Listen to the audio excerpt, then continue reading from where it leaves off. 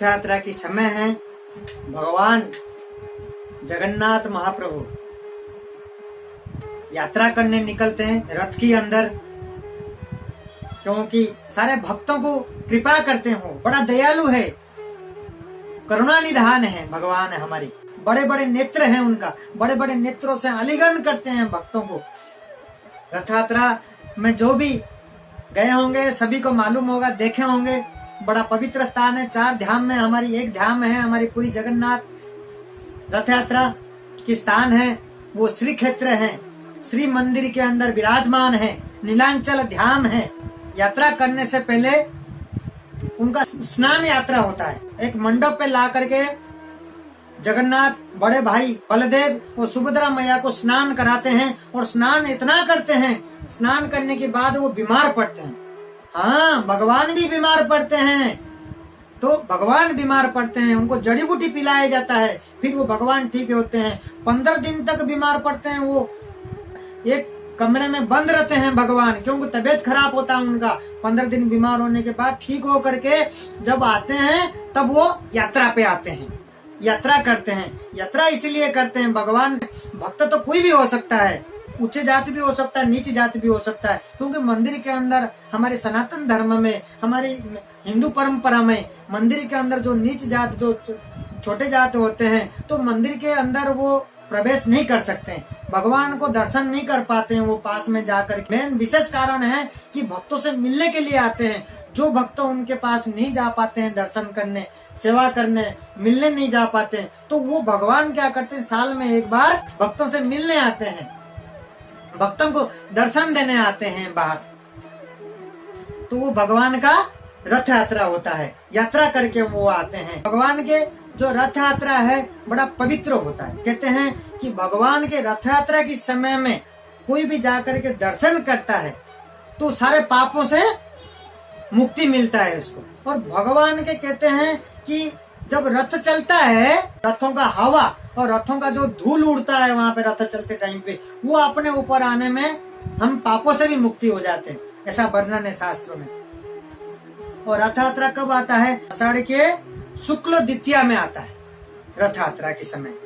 हमेशा ठाकुर जी जो हैं सज धज करके एकदम बड़ा आनंद हो करके एकदम खुश हो जाते हैं। जैसे कभी हम बाहर घूमने जाते हैं, उससे पहले हम खुश हो जाते हैं कि आज घूमने जाना है, तो ठाकुर जी का हमेशा इंतजार रहता है भक्तों से मिलने के लिए, उनको हमेशा भक्तों को दर्शन देने के लिए उनका एक उत्साहित रहता है, यात्रा पे जाएंगे। हर मंदिर में क्या होता है, एक अर्थ विग्रह होता है, जो छोटे अर्थ विग्रह होते हैं तो उत्सव में उनको बाहर लाया जाता है। और जगन्नाथपुरी में, पुरी के अंदर जो हमारे जगन्नाथ भगवान है, इसके अंदर क्या होता है, उत्सव के अंदर, यात्रा के अंदर ठाकुर जी का जो मेन विग्रह है, अर्थ विग्रह है, वो खुद आते हैं। ठाकुर जी का मेन जो अर्थ विग्रह है वो खुद बाहर आते हैं उत्सव के अंदर और यात्रा खुद करते हैं आकर के। और बड़ा मौज से उनको लेकर के जो पुजारी हैं, जो पंडा हैं, बड़ा मौज से उनको एकदम नीला धुला करके, एकदम पोशाक पहना करके, सजा धजा करके, एकदम इतना सुंदर बना करके लेकर के आते हैं। और ठाकुर जी एकदम बड़े बड़े उनके प्रतिमा हैं,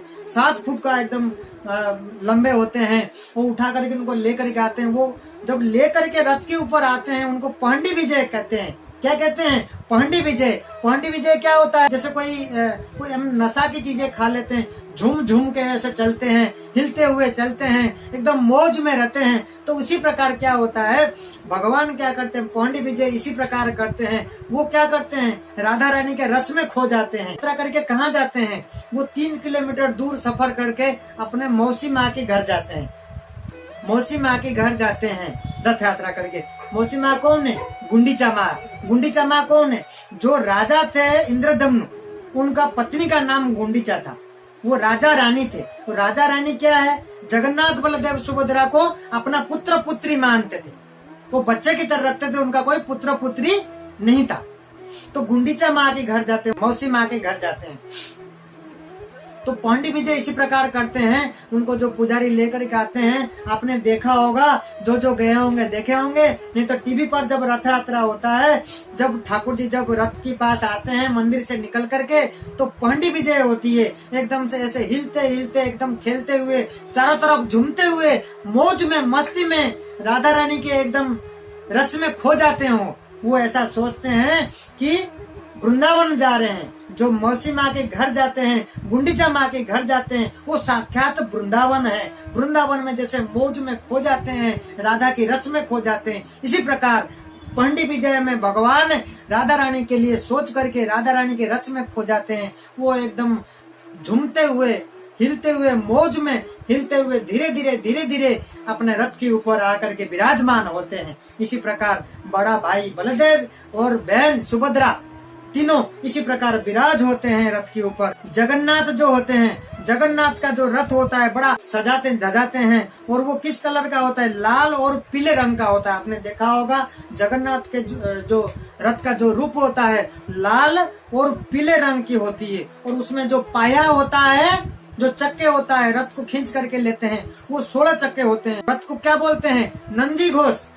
वो जो रथ को बोलते हैं, नाम है सबका नंदी घोष है। उनके सबके सारथी होता है, सबके घोड़ा होता है। इसी प्रकार रथ का महिमा होता है। रथ की जो चलते हैं, एक्चुअली में भगवान जब इच्छा करते हैं चलते हैं, और इच्छा पे ही चलते हैं। जब इनका इच्छा नहीं होता, चाहे कितना भी खींच लो, लाखों लाख लोग खींच ले, चाहे घोड़े हाथी लगा करके कितना भी प्रयास कर लो, रथ आगे 1 इंच भी हिला नहीं पाते हैं। ऐसा कि भक्त का कहानी है, वो मैं आगे बताऊंगा। बलदेव का रथ आता है, बलदेव भी इसी तरीके से विराजमान होते हैं। बलदेव का रथ जो होता है, उनका लाल और हरा होता है कलर। उनका जो सजाते हैं ऊपर से, जो उनका जो रथ का कलर होता है हरा और लाल होता है। और उनका जो पाया होता है, कितने होता है? 14 पाया होता है। बलदेव का 14 पाया होता है। और उनको क्या बोलते हैं? ताल ध्वज। बहन सुभद्रा मैया भी इसी प्रकार झूमते हुए रथ में आते हैं, विराजमान होते हैं। और उनका रथ का कलर होता है लाल और काले रंग का कलर होता है। और उनका रथ का क्या नाम होता है? देवदलन। उनका रथ का क्या नाम होता है? देवदलन। और उनका पाया कितना होता है? 12 पाये होते हैं। उनका जो चक्का होता है 12 चक्के होते हैं। इसी प्रकार 7 दिन के लिए वो यात्रा करते हुए, भक्तों से मिलते हुए ऐसे निकलते हैं। 7 दिन के लिए निकल जाते हैं। और जब निकलते हैं तब क्या होता है? भगवान जगन्नाथ क्या करते हैं? माता लक्ष्मी से परमिशन लेते हैं। क्या करते हैं? माता लक्ष्मी से परमिशन लेकर के जाते हैं कि मैं यात्रा पे जा रहा हूँ, और मेरे साथ भाई बलदेव भी है, सुभद्रा मैया है, इन्हीं के साथ जा रहा हूँ। तभी माता लक्ष्मी परमिशन देते हैं कि चलो भाई बहन के साथ जा रहे हैं। और क्या कह के जाते हैं कि 2-3 दिन में मैं लौट करके आ जाऊंगा। माता लक्ष्मी को कह के जाते हैं कि मैं 2-3 दिन में लौट करके आ जाऊंगा। तो इसी प्रकार कह करके परमिशन लेकर के रथ यात्रा करके रास्ते में एकदम सारे भक्तों को दर्शन देते हुए, भक्तों से गले मिलते हुए, एकदम बड़ा मौज से, एकदम अपने मर्जी से एकदम चलते हैं, एकदम ठाट बाट से चलते हुए मौसी के घर और गुंडीचा माँ के घर जाते हैं। जगन्नाथ का जो एक क्या महिमा है, क्योंकि वो प्रसादम दिन भर खाते रहते हैं। प्रसादम क्या है? वो दिन भर उनको भोग लगता रहता है। सिर्फ 3 घंटे के लिए उनके पट बंद रहता है। जब जगन्नाथ भगवान प्रकट हुए थे तो इंद्रधमनु ने ठाकुर जी से निवेदन करके आज्ञा लिया था कि प्रभु आपको सिर्फ 3 घंटे के लिए आपको आराम करना है, बाकी समय आपको हमेशा भक्तों को कृपा और भक्तों को दर्शन देना है। हमेशा आपके हाथ सूखेगा नहीं, हमेशा आपके हाथ गीला ही रहेगा। प्रसादम में हमेशा भोग लगता ही रहेगा, 56 भोग, क्योंकि वहाँ पुरी के अंदर हमेशा भोग ऐसे प्रसादम लगता है, सब लोग वहाँ पे प्रसादम हाथ से पाते हैं। तो हमेशा इसी प्रकार आपका हाथ सूखेगा नहीं। तो यात्रा के समय भी तो जगह जगह क्या करते हैं, भक्तों ने सब प्रसादम ऑफरिंग करते हैं, प्रसादम खिलाते हैं ठाकुर जी को। तो ठाकुर जी रास्ते में भी प्रसाद खा खा करके, प्रसादम खाते हुए, जगह जगह रुकते हुए, एकदम आनंद करते हुए, एकदम भजन और भगवान के एकदम पवित्र नाम का ऐसा संकीर्तन और ऐसा कीर्तन ऐसा होता है। आप उस जगह पे जाएंगे, उसी जगह पे देख करके किसी से रहा भी नहीं जाएगा। उस जगह पे पहुंचने के कैसे नहीं रहा जाएगा? बिना नाचे आप रह नहीं सकते हो। तो वो ऐसा पवित्र जगह, ऐसा पवित्र नाम, जब ठाकुर जी का नाम करताल जब बजता है वहाँ पे रथ यात्रा के अंदर, कोई भी भक्त रह नहीं पाता, बिना नाचे रह नहीं पाता। वो नाच करके भाव विभोर हो जाते हैं उस जगह पे, क्योंकि यात्रा के समय में इतना करताल मृदंग, ऐसा करताल बजता है, ऐसा धुन चलता है, ऐसा पवित्र नाम ठाकुर जी का, ऐसा सूती गाते कि किसी से रहा ही नहीं जाता, बिना नाचे कोई रह नहीं सकता। इसी तरीके से यात्रा करते हुए, भक्तों से मिलते हुए, सबके ऊपर कृपा बरसाते हुए चलते हैं आगे। जब हमारे चैतन्य महाप्रभु थे, जब रथ यात्रा होता था तो चैतन्य महाप्रभु क्या करते थे, सारे भक्तों को लेकर के वहाँ पे एक एक कोना कोना साफ सफाई करके सजा धजा करके एकदम स्वागत करने के लिए रखते हैं। जिसी प्रकार पौंडी विजय होकर के रथ में विराजते हैं, एकदम पौंडी विजय होकर के उतर के झूमते हुए अपना एकदम गुंडीचा माँ मौसी के घर प्रवेश करते हैं और वहाँ पे एकदम आराम करके वृंदावन में जैसे रस पान करके